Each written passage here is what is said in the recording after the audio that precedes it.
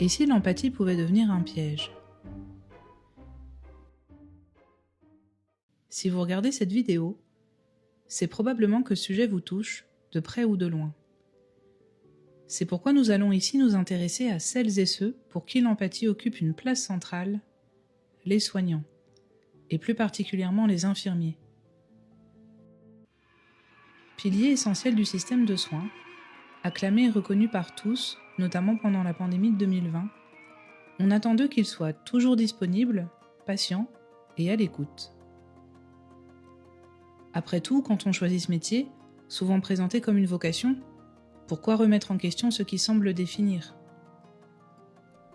Sauf que dans la réalité, accumuler des prises en charge complexes, faire face à des personnes en détresse physique et psychologique au quotidien, eh bien, ça finit par peser. Alors en tant que professionnel de santé, on se dit souvent que ça fait partie du métier, qu'après une journée chargée en émotions, une bonne nuit de sommeil suffira et que demain, ça ira mieux. Sauf que le lendemain, évidemment, c'est la même chose. Les jours passent, les années aussi, et si on ne prend pas de recul, si on ne se pose pas de limites émotionnelles, l'épuisement s'installe. Il est donc temps de repenser la façon de prendre soin des autres, en commençant par soi-même, et de questionner cet imaginaire collectif autour des soignants qui en dit long sur notre rapport au métier. Parce que pour perdurer dans cette fonction aussi belle qu'exigeante, se préserver n'est pas un luxe, c'est une nécessité.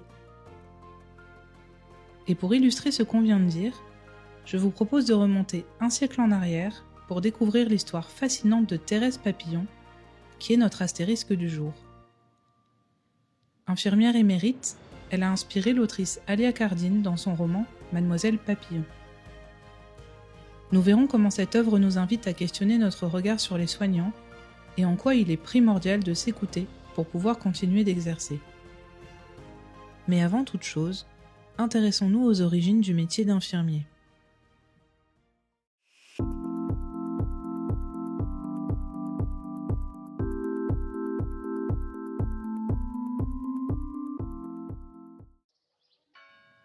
Pendant des siècles, et vous le savez sûrement, soigner a été l'affaire des religieuses. Que ce soit dans les hôpitaux, les hospices ou les orphelinats, c'est elles qui veillaient, soignaient et consolaient. C'étaient des femmes qui étaient consacrées, liées par des vœux de pauvreté, d'obéissance et de dévouement. Alors évidemment, elles ne comptaient pas leurs heures, elles ne réclamaient rien pour elles-mêmes, et surtout, elles ne remettaient pas en cause leur service. Cet imaginaire-là a donc laissé une empreinte profonde dans nos mémoires. D'ailleurs, aujourd'hui encore, même si le soin est devenu laïque et s'est professionnalisé, l'idée persiste. Un bon soignant est un soignant qui se donne entièrement. Et quand il s'effondre, on parle souvent de fragilité individuelle, rarement de la conséquence d'un modèle hérité. Alors pour comprendre le paradoxe du soignant, parlons de Thérèse Papillon. Elle n'est pas qu'un personnage de roman, c'est une femme bien réelle, une personnalité méconnue mais admirable. Pour découvrir son parcours, il faut revenir en 1922 dans la Somme. La guerre est terminée et la France tente de se relever. Les villages sont détruits et des milliers d'enfants sont orphelins ou malades. C'est dans ce paysage meurtri que Thérèse Papillon fait son apparition. Issue d'une famille catholique engagée, elle choisit très tôt de consacrer sa vie aux soins.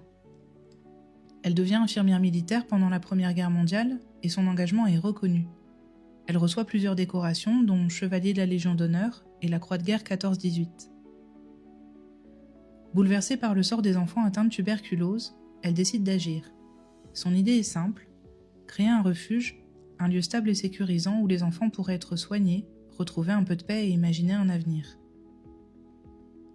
Elle obtient l'accord du préfet pour investir l'abbaye de Valloire, un ancien monastère abandonné depuis la Révolution. Et c'est sous son impulsion que le lieu se transforme en préventorium, accueillant les enfants fragilisés par la misère et la maladie. Plus tard, il devient également un abri pour ceux que l'on cherche à protéger des rafles. Thérèse Papillon n'est peut-être pas religieuse, mais elle en incarne les valeurs. Le sacrifice, le don de soi, l'idée que soigner c'est se donner sans compter. Ce qui est très intéressant, c'est qu'elle se situe à un moment charnière de l'histoire. Le soin devient une profession, mais il reste imprégné de l'idéal moral du dévouement absolu. Chez elle, l'empathie n'est pas une compétence à maîtriser, c'est une sorte de boussole éthique, une exigence intérieure. Mais au fil des décennies, avec l'évolution de la société, cette exigence est devenue une charge pour beaucoup. Aujourd'hui, on est plus attentif à nos ressentis et moins sensible à un modèle où s'oublier est une vertu. Ce nouveau regard sur le soin, nous allons l'analyser grâce au roman d'Alia Cardine, Mademoiselle Papillon, dans lequel deux infirmières qui sont séparées par un siècle se retrouvent unies par le même engagement professionnel. Pour en savoir plus sur le contexte dans lequel a été écrit le livre, remontons en 2018, lorsque l'écrivaine Alia Cardine visite l'abbaye de Valloire. Une fois sur place, elle découvre l'histoire du lieu et surtout le destin de Thérèse Papillon. Cette rencontre agit alors comme un choc. Elle dira plus tard être frappée par la modernité du personnage, par sa générosité, son courage et sa capacité à rêver. Mais aussi en creux, elle est intriguée par la question que pose cette vie d'abnégation. Jusqu'où peut-on aller pour les autres ? Et c'est de cette fascination pour le destin de Thérèse qu'elle publie en 2020 Mademoiselle Papillon. Le roman raconte l'histoire de Gabrielle qui est infirmière en néonatologie intensive. Chaque jour, elle veille sur les tout-petits. Elle participe à l'annonce des bonnes nouvelles, celle des progrès, des espoirs retrouvés, mais aussi des moins bonnes, voire des tragiques, que redoutent les familles.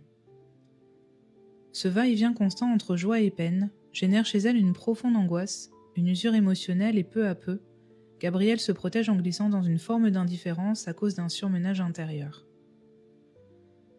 Un jour, sa mère lui confie un manuscrit qui évoque l'histoire de Thérèse Papillon, une femme qui elle aussi a passé sa vie à aider les autres.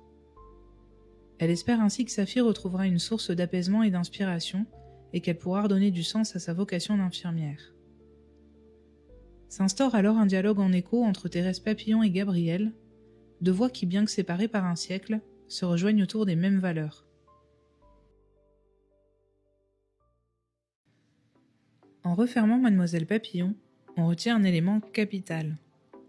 Dans les métiers du soin et de l'accompagnement, le dévouement est précieux et l'empathie est nécessaire. Mais pour ne pas qu'il devienne destructeur, il faut se poser des limites. Comme savoir quand s'arrêter quand le trop-plein d'émotions nous submerge, s'accorder du temps pour se retrouver, ou bien alléger sa charge mentale en échangeant avec un proche ou un professionnel. Ce n'est pas par égoïsme, mais c'est pour durer, pour continuer à aider sans s'oublier. Rappelons-nous l'essentiel de cette histoire. Le sens que l'on donne à son travail ne doit pas effacer notre propre humanité. Se souvenir du pourquoi, sans se perdre dans le comment. Peut-être que c'est là, finalement, la leçon la plus actuelle de ce roman. Et vous, où placez-vous vos limites ? Dites-le en commentaire.